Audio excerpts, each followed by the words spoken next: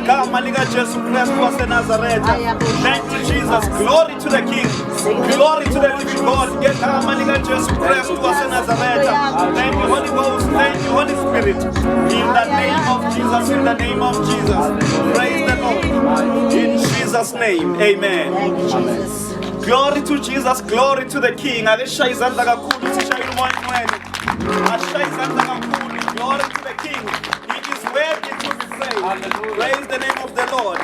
Ngiyabingelela kakhulu bangcwele egameni lika Jesu Kristu ophilayo. Isihloko sentshumayelo namhlanje sithi arise. Mhlambe ngenxa yezimo eziningi ezihlukene you feel down somehow. Ngisho spiritually uyezwa ukuthi you are down. Kodwa isihloko sentshumayelo namhlanje sithi arise. Somebody shout amen. Amen. Matthew chapter 17 emva kwezinsuku eziyisithupha uJesu wathatha uPetro noJakobe noJohn umfowabo wakhuphukela nabo entabeni ende qaphela bebodwa. Waphenduka esinye isimo phambi kwabo ubuso bakhe bakhanya njengelanga izingubo zakhe zaba mhlophe njengokukhanya. Bheka kwabonakala uMose noEliya bekhuluma naye. Wathatha uPetro wathi kuJesu, Nkosi kuhle ukuba silapha. Uma uthanda ngizakwakha lapha amadoda amathathu. Elinye libe ngelakho, elinye ngelika Mose, elinye ngelika Eliya.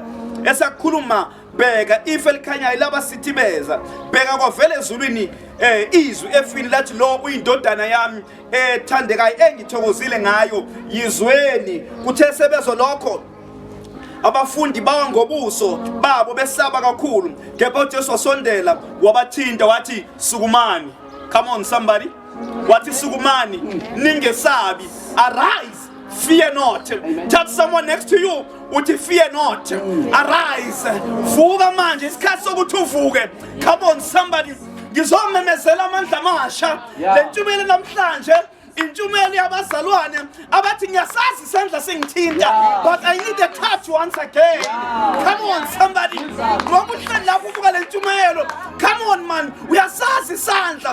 Uke wasizwa isandla sakhe sikuthinta. And intshumayelo abantu abathi le athathe ngeke ngayithola. Ay come on somebody.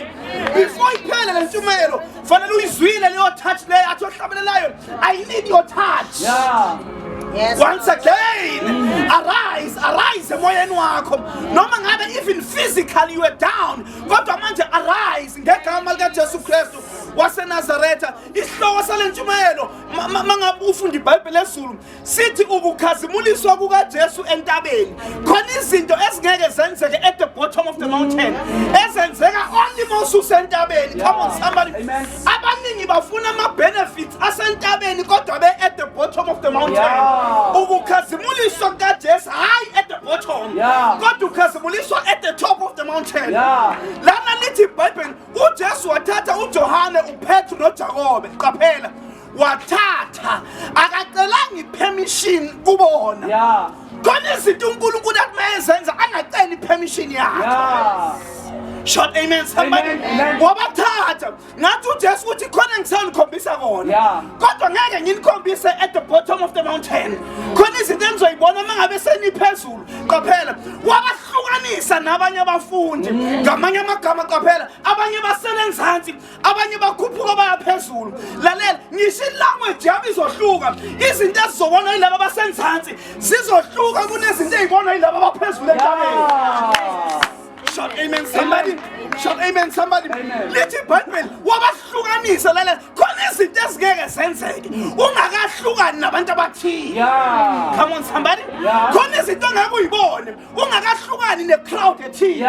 Lithi iBhayibheli wakhuphukela nabentabeni. Ngithanda leli gama lithi wakhuphukela nabo. Ngamanye amagama noma indlela ikhuphukela ukhona. Come on somebody. Wakhuphuka nabentabeni noma esesentabeni waba nabo noma esehle entabeni wehlanganye nabo. Come on man, ngiyazi ukuthi mangabe indlela ikhuphukela uyayuzwa ngathi akekho. Kodwa ngizothetha ukhona ukhuphuka nawe. Shout amen somebody. Kodwa ngicela umzalwane nomzalwane othi indlela yami njengamanje iyakhuphukela ngizothetha noma ikhuphukela unawe. Ngoba wakhuphuka nabo entabeni. Lento yinga ama feelings ukuthi uyamuzwa noma umuzwa ukuthi ukhuphuka nawe. Kodwa ngizothetha ukhuphuka nawe right now. Shout amen. Arise. Arise. Amen. And fear not. Let the Bible ngesikhathi bahlukanisa umanisi akacelanga kubona khona izinto uNkulunkulu akuhambisa kuzo angacela ipermission yakho lithi iBhayibheli qaphela ngesikhathi sebelaphana entabeni waphenduka esinye isimo wabakhombisa into abebengeke bayibone at the bottom of the mountain. I shout amen somebody. Ngesikhathi ephenduka esinye isimo lithi iBhayibheli waqala wakhanya ngaleso sikhathi qaphela labo baphezulu entabeni ngathi bebekhala besaya phezulu kodwa mase bephezulu ayilalela ama benefits asentabeni nawo. Amen bazalwane. Konzima mawusakhuphukela entabeni. Amen. Kunzima ngesikhathi isakunet abanye bafuna ama benefits asentabeni bengazange bakhuphuke. Amen. Glory to Jesus. Lithi iBhayibheli waphenduka esinye isimo entabeni ubuso bakhe bakhanya njengelanga laba basenzansi entabeni abayiboni lento. Ayisho amen. Wena ulalela lentshumayelo njengamanje khona into ozoyibona angeke bayibona bangazange bayibone lentshumayelo. Glory to Jesus. Arise. My God. Arise, usuqala ukugive up. Ubusayibuza ukuthi ngiyabuyela enkonzweni makuphela lockdown noma ngibuyela enkonzweni ngizothi mina arise. Uke wasizwa isandla sakhe sikuthinta. Come on. Le ntshumayelo abantu abathi I need your touch once again. Shout amen. Abathi inkosi ngidinga isandla sakho futhi. Athi ohlwe ngizwile isandla sakhe singithinta. Ngizwile izwi lakhe likhuluma. Sengiyakholwa futhi ngiyazi impilo yami angeke ifane.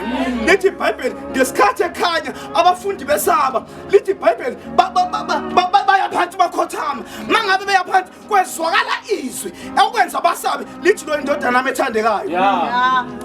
Noma abantu sebejajile kodwa indodana yakhe ethandekayo. Ukuthi bathena abantu ngayo kodwa indodana yakhe ethandekayo. Come on somebody, indodana yakhe ethandekayo. Lithi iBhayibheli babhekisa ubuso babo phansi wafika uJesu wabathinta wathi arise. Amen. Jesus. Arise. Ngegama likaJesu. Arise right now. Emoyeni arise. Ngegama likaJesu. Physically arise.